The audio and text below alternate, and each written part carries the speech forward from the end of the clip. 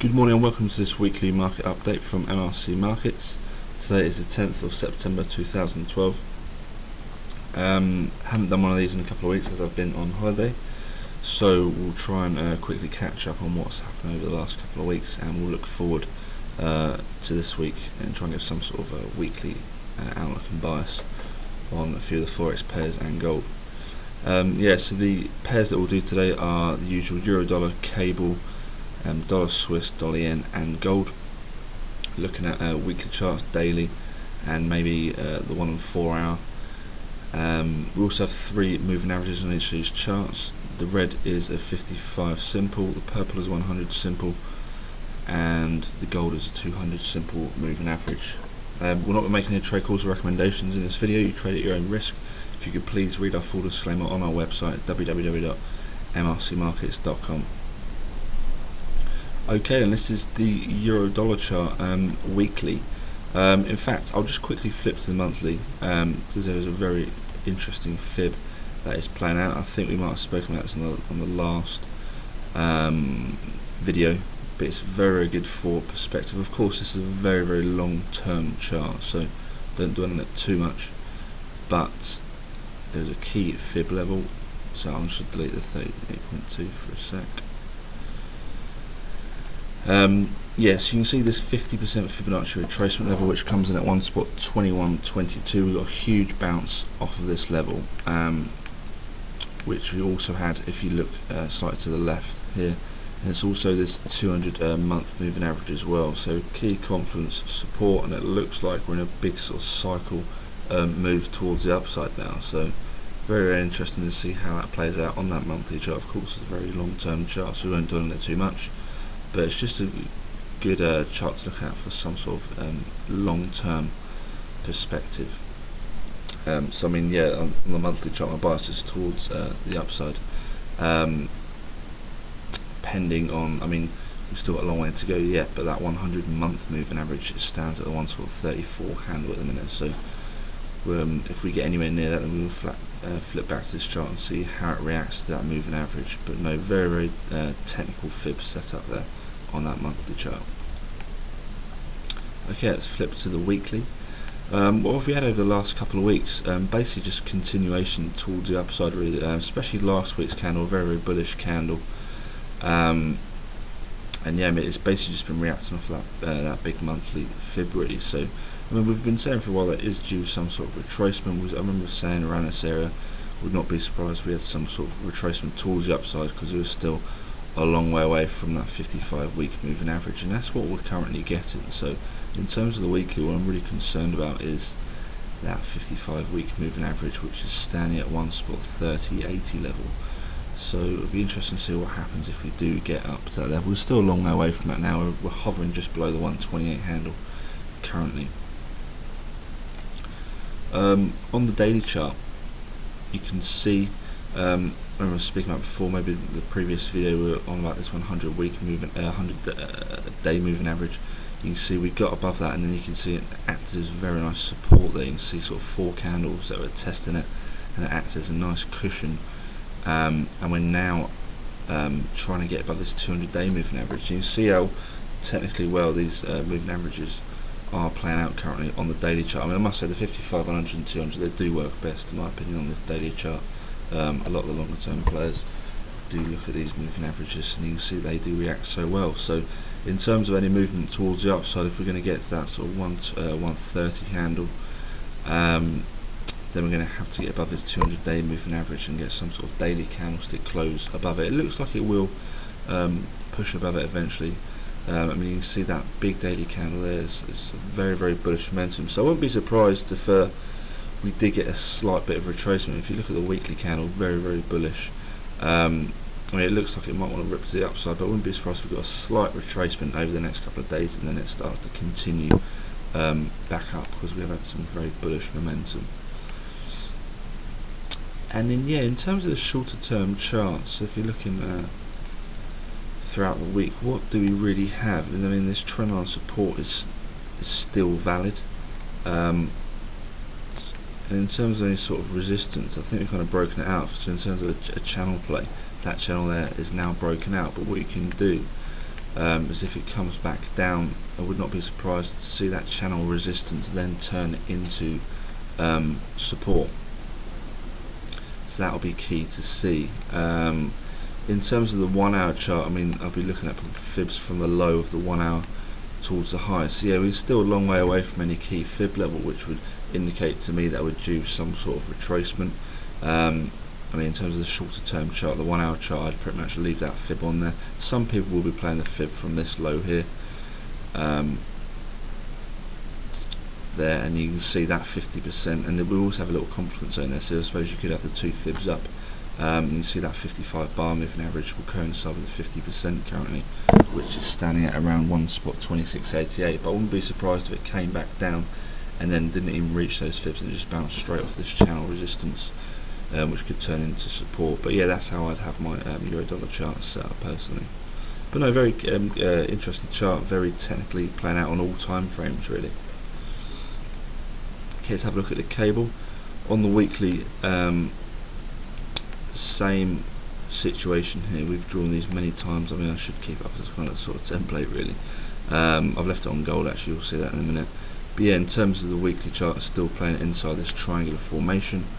What you can then do is draw another sort of trend line resistance from there, a shorter term one, and you can see that we're looking like we are wanting to come up and test this trend line resistance on the weekly. In terms of moving averages, we have got above this 100 week moving average now. So it's looking like it wants to rip towards the upside, similar to euro really. But yeah, in terms of the week, that's how I'd keep my weekly chart personally.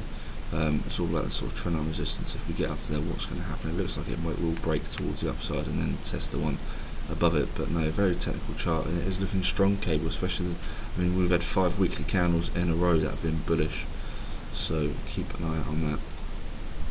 I mean, in terms of the shorter term chart, the daily chart, nothing massively of interest. In terms of the 4 hour, similar to euro, we have a trendline support here on cable, which is playing out technically. So if any sort of dip buyers, they will most probably be looking at this trendline support on the 4 hour chart, and it's kind of coinciding with this 55 bar moving average on the 4 hour as well. It's kind of hovering just above that trendline support, but that's how I'd keep my 4 hour chart set up.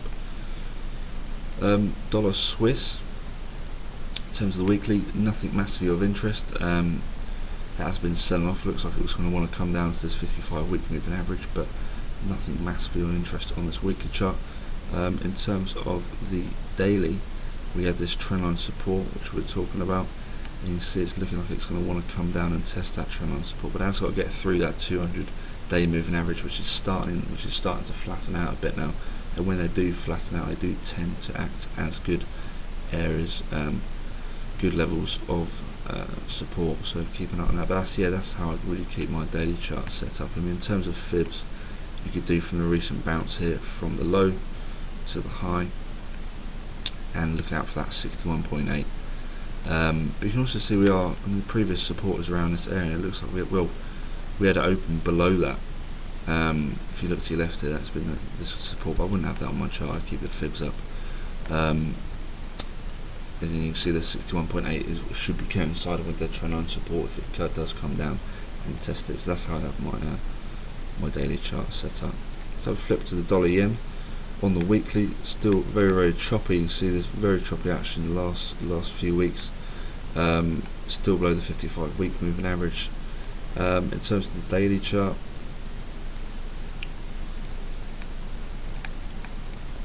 you can see even more choppy. I think the key level we spoke about last time was a sort of 78 handle. You can see we haven't had a daily candlestick close below that for a while, and last week we had a key test of that level, but we failed to have daily candlestick close below. So in terms of daily charts, all about that 78 handle for me. That is the key line in the sand. And you see the moving average has been playing out as well. That 100-day moving average was capping, but if we're going to get any move above, then we really need to clear these moving averages. The 100-day being the key first milestone. And if we get above that 200-day, then we should fly towards the upside. But that's a long way away yet. But yeah, the key level, the only level that I'd really be looking at is this 78 handle. What happens if we do get another test We'll be looking for a key reversal on that. Gold chart, I've left the gold chart as it was as last time. The weekly chart still at solid trendline support, and the two levels that we've been speaking about pretty much all year has been this 1560 and 1630s level. We said 1560s is the key support. We haven't had a weekly candlestick close below that for a long time. We've had many tests, but we've always had buyers coming in. And that 1630 is the recent chop range. As you can see, all these weekly candles here just chopping between the 1560 and 1630, and we said the bias is still towards the upside unless we get a break of this trendline support, and surprise surprise, we've now broken out of that 1630s resistance, and we've now gone above the 55-week moving average. So bias is now towards the upside. You can see it's now flying. I mean, you can see on that daily chart how solid that 1630s level was, a very clear level, and as soon as we get a daily candlestick close above it, then we start to fly. So it's all about, well, in my opinion, it's all about buying the dips now on this gold chart. And get rid of these levels now. Well, I'll get rid of the 1530s, but in terms of any dip opportunities, if we do come down to test the 1630s, but I mean that's $100 away, then that'll be the first key buying opportunity. It looks like it does want to trace because we have had a big move towards the upside. That 200-day would be obviously the clear first buying point, but I'd be very surprised if we did come down there. This is the 4-hour chart. You could draw a trend line support from there. You can see it's coinciding with the 55 bar moving average. That's a key trend line support I'd keep on my chart for the sort of shorter term. If we do come down, and then we have two sort of confluence levels of support there, where the 55 and the trend line support. So that's how I'd have my chart set up on gold. Okay, that's all for the chart. So let's flip to the Forex calendar for this week. What do we have? Nothing much out of today. We've had some medium impact news, like French industrial production. That was a good number. Tomorrow, also a very quiet day. We do have some Canadian news at 1:30, and the US, both the trade balance numbers. On Wednesday, we have German constitutional court ruling. That's throughout the day. It's tentative news, so no specific time. We have UK claiming count change numbers at 9:30 a.m. And the unemployment rate coming out at the same time. We also have some mid-tier data like industrial production, etc. And in the evening, for anyone that trades at key, we have some New Zealand data. On Thursday, some Swiss news at 8:30 at the LIBOR rate and the S&P monetary policy statement. We also have an Italian 10-year bond auction out on Thursday, and on 1:30 we have US PPI and US weekly jobless claims data, and 5:30 we have the FOMC. That will be looked out for by many traders, because there are rumours that we could get QE this week. So keep an eye on that, because that really will move the markets. We also have some more stuff out of the FOMC at 7 o'clock, and the press conference where we will hear Ben Bernanke is at 7:15. And on Friday at 1:30 we have US CPI out of the US, and we have retail sales at 1:30 as well. To finish off the week in terms of high impact news at 2:55 p.m. we have the US preliminary University of Michigan consumer sentiment data as forecast at 74.1. Okay, that's all for today. Hope you've enjoyed that video, and I'll catch you next week. So yeah, have a great week trading.